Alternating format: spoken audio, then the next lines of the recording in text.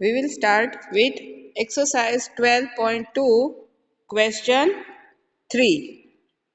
Are the following statement true? तो यहाँ पे हमें जो क्वेश्चन दिया है वो ट्रू है, वो हमें देखना है। जैसे हमने क्वेश्चन 2 में कहा था कि हमारा जो स्टेटमेंट है वो ट्रू है या फॉल्स है, राइट। तो सेम यही मेथड यहाँ पे हमें यूज करनी है। हमारा फर्स्ट क्वेश्चन है 14% ratio 200% is equal to rupees 15 ratio rupees 75, right. तो फर्स्ट एक क्वेश्चन यहाँ से लिख के यहाँ पे उसका आंसर है। तो 40% रेशियो 200%, सो 40/200, ये 0 0 कट होगा। Then 4 1s are 4 and 4 5s are 20, right. दोनों में 4 कॉमन फैक्टर है, सो 4 से दोनों को डिवाइड करें तो हमारा आंसर क्या होगा। 4 / 4 is 1 and 20 / 4 is 5, so ratio हमारा आएगा 1:5।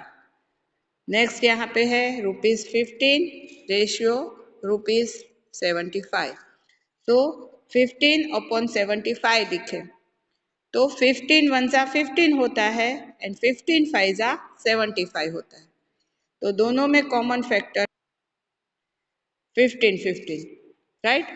सो दोनों को 15 से डिवाइड करें तो हमें आंसर मिलेगा 1 एंड डिवाइड में 5, so given ratio is 1:5।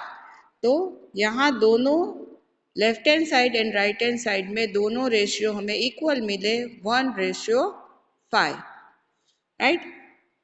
Because 40% is ratio 200% is equal to rupees 15 ratio rupees 75, दोनों इक्वल है answer, so this statement is true. तो यहाँ हमें क्वेश्चन में कहा है कि ट्रू है, ये हमें स्टेटमेंट देखना है। तो हमने यहाँ पे ये फाइंड किया, सो हमें ये लास्ट लाइन लिखनी कंपलसरी है, राइट। ये इक्वल लिख के हम छोड़ नहीं देंगे, इसलिए ये अगर हमें आंसर ना लिखा हो तो हाफ मार्क्स कट होता है। Next 7.5 litre ratio 15 litre is equal to 5 kg ratio 10 kg। तो फर्स्ट हम 7.5 लीटर रेशियो 15 लीटर का फाइंड करेंगे। तो 7.5 में पॉइंट है, वो पॉइंट हम निकालने के लिए पॉइंट के बाद एक डिजिट है इसलिए डिवाइड में 10 लिखेंगे, राइट। ये हमने क्वेश्चन आगे कर लिए हैं कि पॉइंट किस तरह से हम यहाँ से रिमूव कर सकते हैं। उसके बाद डिवाइड में है 15, तो 75 के क्या फैक्टर्स होंगे। 15 5 राइट, इस तरह से भी हम कर सकते हैं। और उस तरह से ना करना हो तो यहाँ 75 डिवाइड बाय 15 10 150, 75 1 75 एंड 75 2 150, 75 75 यहाँ से डिवाइड करें तो हमारा रेशियो आएगा 1/2, सो 1:2 is our answer. Now 5 kg ratio 10 kg, so 5/10, तो दोनों में कॉमन फैक्टर होंगे 5, 5 1s are 5 and 5 2s are 10, right. सो 5 से डिवाइड करो न्यूमरेटर एंड डिनोमिनेटर को तो 1/2 इज अवर आंसर। तो यहाँ देखो दोनों आंसर इक्वल है 1:2, है, दोनों आंसर हमारे सेम है, इसलिए this statement is true. Next C question is 99 kg ratio 45 kg is equal to ₹44 ratio ₹20. Now 99 kg ratio 45 kg is equal to 99/45। तो ये दोनों है वो 9 के टेबल में आते हैं। 9 11 जा या 11 9 जा 99 एंड 9 5 जा 45, राइट। तो 9 दोनों में कॉमन है, इसलिए न्यूमरेटर एंड डिनोमिनेटर को 9 से डिवाइड करेंगे. 99 divide 9 is 11 and 45 divide 9 is 5. So ratio is 11:5. Now 44 ratio 20. तो 44/20 दोनों में देखो कॉमन फैक्टर होगा 4, राइट. 11 4 जा 44 एंड 5 4 जा 20. सो दोनों में 4 कॉमन फैक्टर है, इसलिए 4 से डिवाइड करेंगे.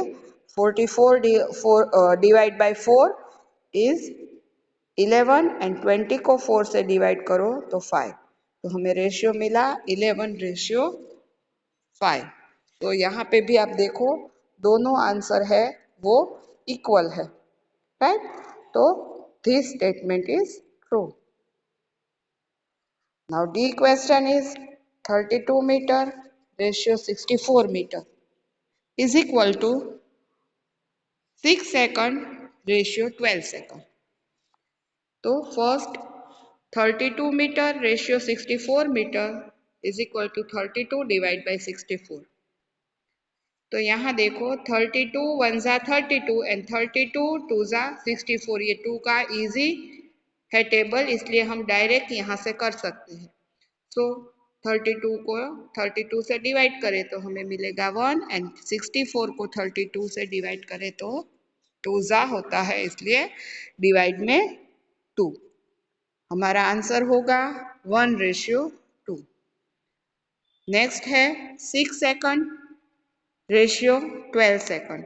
सो 6/12.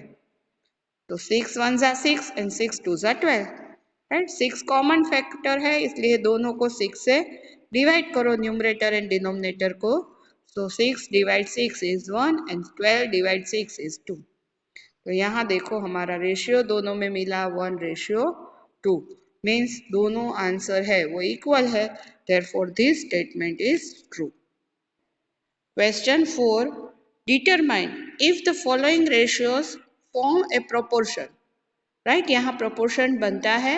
Also, write the middle term and the extreme terms where the ratios form a proportion. तो यहाँ पे हमें middle term लिखना है और extreme term. तो middle term means दोनों बीच के term, राइट. जो बीच में टर्म होते हैं उसे हम मिडल टर्म कहते हैं, और जो बाहर होते हैं वो होते हैं एक्सट्रीम टर्म. तो सेकंड एंड थर्ड टर्म होता है ना, उसे मिडल टर्म कहते हैं, एंड फर्स्ट एंड फोर्थ उनको हम एक्सट्रीम टर्म कहते हैं. तो जब हम ये क्वेश्चन पूछे तो हमें लास्ट में वो भी यहाँ पे दिखाना है आंसर में. फर्स्ट हमारा क्वेश्चन है 25 centimetre ratio 1 metre and ₹40 ratio ₹160. तो फर्स्ट आप यहाँ देखो दोनों के यूनिट अलग है, तो पहले तो हमें दोनों के यूनिट सेम करने होंगे, या तो दोनों मीटर या तो दोनों सेंटीमीटर, राइट. उसके बाद ही हमें रेशियो फाइंड करना है. ये मैंने चैप्टर स्टार्ट हुआ तभी एक्सप्लेन किया. तो फर्स्ट 25 सेंटीमीटर रेशियो 1 मीटर. तो 1 मीटर को कन्वर्ट किया सेंटीमीटर में. ये हमें पता है कि 1 मीटर के सेंटीमीटर होते हैं 100. सो यहाँ पे हमने लिखा 25/100. अब 25 है वो 100 के टेबल में कब आता है? 25 4 जा 100, राइट. तो यहाँ दोनों में 25 फैक्टर कॉमन है. सो 25 डिवाइड 25 एंड 100 डिवाइड 25. तो यहाँ पे हमें मिलेगा 1 एंड डिवाइड में 4. तो आंसर इज 1:4. फिर ₹40 रेशियो ₹160. तो 40/160. तो यहाँ पे हम 110 कट भी करके लिख सकते हैं कि 4 1 जा 4 एंड 4 4 जा 16, राइट. और उसके बदले इस तरह से भी कर सकते हैं 40 divide 40 is 1 and 160 divide 40 is 4, right. तो दोनों के रेशियो हमें इक्वल मिले 1:4, राइट. तो यहाँ पे हम लिखेंगे ratio 25 centimetre to 1 metre and ₹40 ratio 160 are in proportion. तो फर्स्ट हमें प्रोपोर्शन में है कि नहीं वो फाइंड करना है, इसलिए हमने वो फाइंड किया। एंड देन हमें लिखना है मिडल टर्म। तो मिडल यानी जो बीच में टर्म्स होते हैं, तो वो है 1 metre and ₹40। And extreme terms means ये दोनों term 25 centimetre. So extreme term means ये दोनों टर्म आएंगे 25 सेंटीमीटर एंड ₹160। राइट, तो यहाँ पे हमारा ये क्वेश्चन कंप्लीट हुआ। Our B question is 39 liter ratio 65 liter and 6 bottle ratio 10 bottles. तो first 39 liter to 65 liter, 39 upon 65, तो 39 एंड 65 दोनों कौन से टेबल में आएंगे? 13 के टेबल में। 13 3 जा 39 एंड 13 5 जा 65। So common factor is 13। Numerator and denominator दोनों को हम 13 से डिवाइड करें तो न्यूमरेटर में हमें मिलेगा 3 एंड डिनोमिनेटर में आएगा 5। So our ratio is 3:5। Now 6 bottle and 10 bottles, so 6 upon 10, तो दोनों है वो 2 के टेबल में आएगा। 2 3 जा 6 एंड 2 5 जा 10। सो न्यूमरेटर में 3 एंड डिनोमिनेटर में 5। So ratio is 3:5। यहाँ देखो दोनों रेशियो इक्वल है। दोनों रेशियो इक्वल हो इसका मीनिंग कि ये हमारा जो क्वेश्चन है वो प्रोपोर्शन में है। सो हम यहाँ पूरा क्वेश्चन लिख रहे हैं। 39 लीटर रेशियो 65 लीटर एंड 6 बोतल ratio 10 bottles are in proportion. उसके बाद हमें लिखना है middle term. Middle term means बीच में जो है वो है 65 लीटर एंड 6 बोतल। एंड एक्सट्रीम टर्म्स मीन्स ये जो बाहर है 39 litres and 10 bottles. C question is 2 kg ratio 80 kg and 25 gram ratio 625 gram. First we have to find 2 kg ratio 80 kg. So 2 upon 80, तो यहाँ दोनों 2 के टेबल में आएंगे। तो दोनों को 2 से डिवाइड करें तो 2 1 जा 2 एंड 2 40 जा 80। तो यहाँ पे न्यूमरेटर में 1 एंड डिनोमिनेटर में 40। तो रेशियो इज 1:40। नेक्स्ट वो है 25 ग्राम रेशियो 625 ग्राम। तो 25 अपॉन 625, तो दोनों आएंगे 25 के टेबल में। सो 25 को 25 से डिवाइड करो 1 एंड 625 को 25 से डिवाइड करेंगे तो 25। राइट, 25 मल्टीप्लाई 25 करेंगे ना तो 625 आएगा। तो रेशियो इज 1/25। तो यहाँ पे देखो दोनों रेशियो इक्वल नहीं है। राइट, दोनों रेशियो इक्वल नहीं है। सो हमारा जो क्वेश्चन है 2 kg ratio 80 kg and 25 gram ratio 625 gram are not in proportion. Right, वो दोनों प्रोपोर्शन में नहीं है। राइट, तो ये प्रोपोर्शन में नहीं है इसलिए हम middle term and extreme term नहीं लिखेंगे। राइट, अगर प्रोपोर्शन में है तो ही हमें वो middle term and extreme term लिखना है। इसलिए ये क्वेश्चन यहाँ पे complete. Next exercise, exercise 12.3। First question is if the cost of 7 meter of cloth is ₹294. Find the cost of 5 meter of cloth. तो यहाँ पे हमें 7 मीटर क्लोथ की जो कॉस्ट है वो दी है 294। हमें फाइंड करनी है 5 मीटर क्लोथ की प्राइस। तो cloth of 7 metre of cloth is ₹294। Cost of 1 metre cloth. Right, first हम 1 मीटर का फाइंड करेंगे। सो 294 डिवाइड बाय 7, इस तरह से क्रॉस मल्टीप्लाई होता है। राइट, तो 294 डिवाइड बाय 7, अब हमें फाइंड करना है वो है 5 मीटर के लिए। So cost of 5 metre cloth is, तो यहाँ पे हमें 1 मीटर की मिल जाएगी। अब 5 से मल्टीप्लाई करें तो हमें 5 मीटर की मिलेगी, इसलिए 294 डिवाइड बाई 7 मल्टीप्लाई बाई 5। अब आप अपनी नोटबुक में 294 डिवाइड 7 करना, आपको आंसर मिलेगा 42। 294 को 7 से डिवाइड करो तो होगा 42 मल्टीप्लाई बाय 5। 42 फाइजा आएगा 210 रुपीज 5 मीटर की कॉस्ट होगी। और यहीं पे आप अपना जो आंसर है वो देख सकते हो कि 7 मीटर क्लॉथ की वैल्यू से 5 मीटर की जो कॉस्ट है वो कम ही होनी चाहिए, राइट? क्योंकि यहाँ पे जो हमारा क्लॉथ है वो 7 मीटर ज्यादा है और 5 मीटर कम है, इसलिए उसकी कॉस्ट भी इससे स्मॉल ही आनी चाहिए। सो 294 से 210 कम है, इसलिए हमारा आंसर सही होगा। चलो क्लियर रही हूँ। Second question is Ekta on ₹1500 in 10 days, right? Ekta है वो 10 दिन में 1500 रुपीज अर्न करती है, राइट? मीन्स वो इतना कमाती है। How much will see on in 30 days, तो अगर उसने 30 days काम किया है तो वो कितना अर्न करेगी, राइट? वो कितने रुपीज कमा पाती है। तो first we have to find in 1 days how many rupees she earn. So in 10 days Ekta earn 1500, in 1 day Ekta earn, तो 1500 डिवाइड बाय 10। अब हमें कितने डेज का फाइंड करना है, इसका 30 डेज का। सो इन 30 डेज एकता ऑन, तो यहाँ पे हमने जो 1 डे का फाइंड किया वो पहले लिखेंगे, ₹1500 डिवाइड बाई 10, और ये हमें फाइंड करना है 30 डेज का। सो ₹30। तो यहाँ से डायरेक्ट ये 110 कट कर दो, 1500 3 जा, राइट? उसने यहाँ पे 10 कट किया है, इसलिए 150 multiply by 30।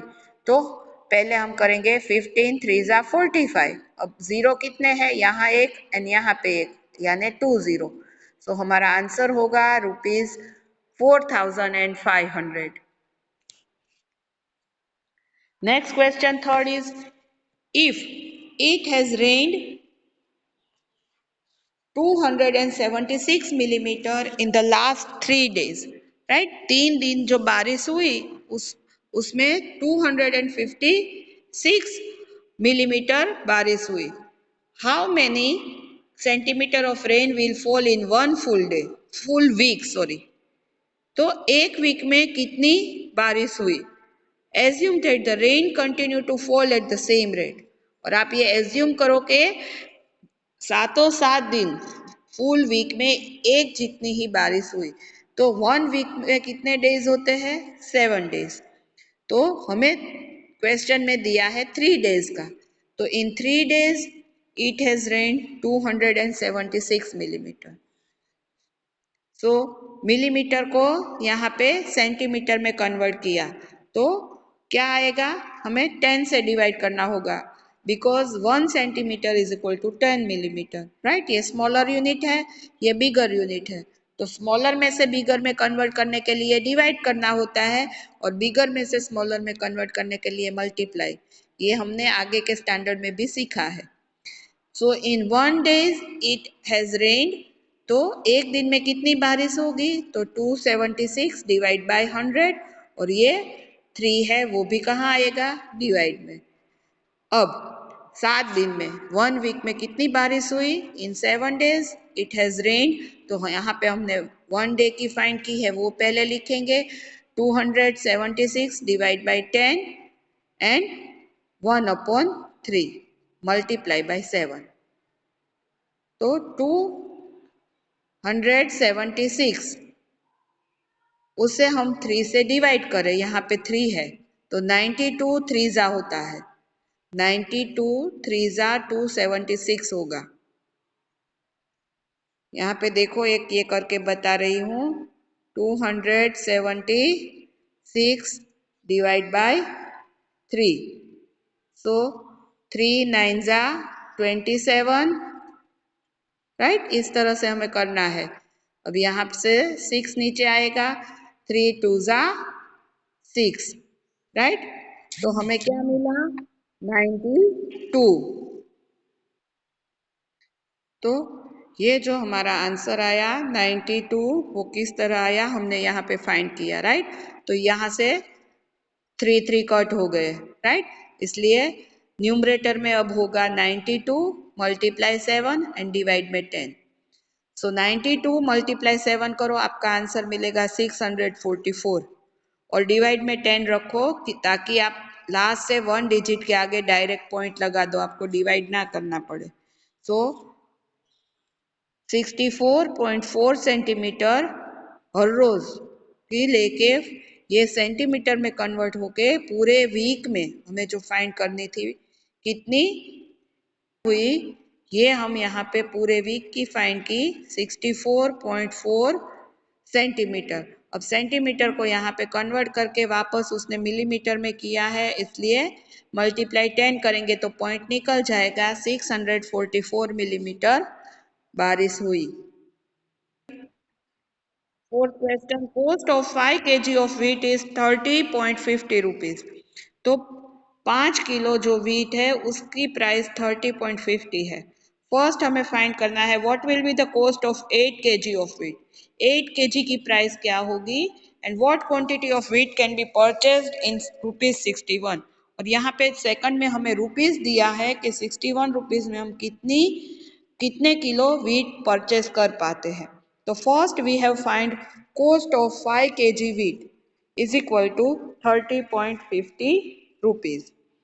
cost of 1 kg wheat, तो 1 kg के लिए क्या होगा 30.50 अपॉन 5। हमें फाइंड करनी है 8 kg की जो ए में है। तो cost of 8 kg of wheat is equal to, तो जो हमने 1 kg का यहाँ फाइंड किया 30.50 upon 5 multiply by 100, sorry multiply by 8। अब यहाँ का पॉइंट रिमूव करना है तो पॉइंट के बाद 2 डिजिट है, सो यहाँ पे 2 0 लगाएंगे डिवाइड में। सो 3050 अपॉन 100 मल्टीप्लाई 5, और यहाँ न्यूमरेटर में मल्टीप्लाई बाय 8 है। ओके, अब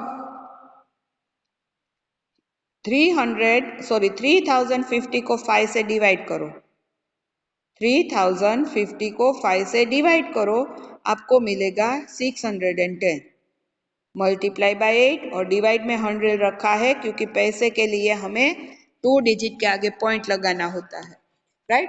610 मल्टीप्लाई 8 करेंगे तो आएगा 4880, और डिवाइड में 100 है इसलिए 2 डिजिट के आगे पॉइंट लगा दिया वापस। 48.80 रुपीज़ है वो 8 kg की प्राइस होगी। तो यहाँ हम देख सकते हैं कि 5 kg की जो प्राइस है उससे 8 kg की ऑब्वियसली ज़्यादा ही होगी, जो हमें मिली 48.80 रुपीज़। बी में हमें दिया है 61 रुपीज़ में हम कितना वीट परचेस कर पाते हैं। तो in rupees 30.50 wheat can be purchase 5 kg, जो क्वेश्चन में दिया है। तो 1 रुपीज़ में हमें जो दोनों दिया हो वो हमें देखना है, तो यहाँ हमें केजी में फाइंड करना है इसलिए वो राइट हैंड साइड लिखेंगे। इन 1 rupees wheat can be purchase, तो 1 रुपीज़ में कितना खरीद सकते हैं, तो ये 5 divide by 30.50। In rupees 61 wheat can be purchased, तो 5 upon 30.50 multiply by 61। Same